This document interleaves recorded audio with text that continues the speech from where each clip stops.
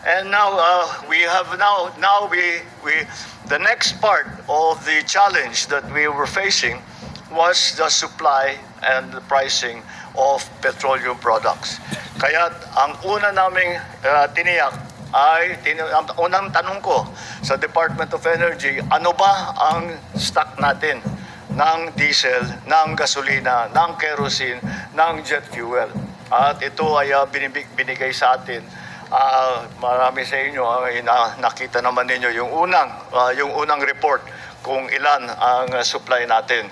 At ang instruction ko sa kanila, huwag yung titigilan. Maghanap kayo pa ng supply dahil hindi natin alam kung gaano katagal pa ito. At pag sasabihin natin, we are talking about 45 days on average, more or less. Pero hindi natin alam how long this will last, how long the supply is going to be diminished or from the Middle East to the Straits of Hormuz. So our authorities are all continuing to find new sources for the supply. First of all, what we tried to do was to ensure that the contracts that we already had would be honored. Halimbawa, may kontrata tayo na mag-import tayo ng ilang bariles ng langis, ng diesel, ng kung ano. Kung ito pa, ay tiyakin natin ng patuloy na makakarating talaga ito sa Pilipinas.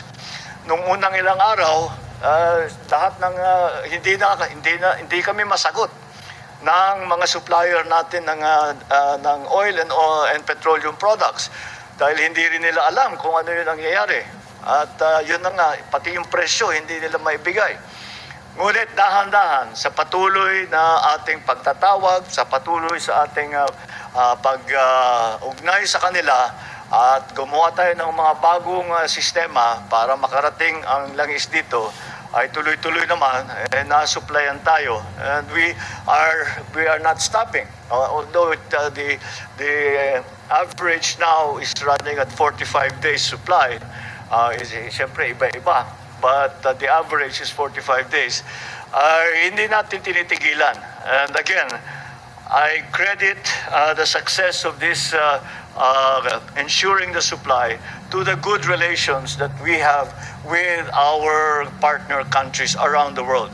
And we have not only gone to our oil suppliers, the traditional oil suppliers, we have tried to explore other sources that are not affected by the war that is ongoing in the Middle East.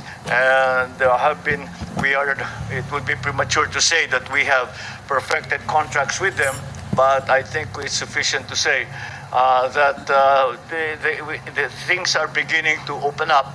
And although we cannot be assured right now of the supply, we can be sure that at least for 45 days we will be all right.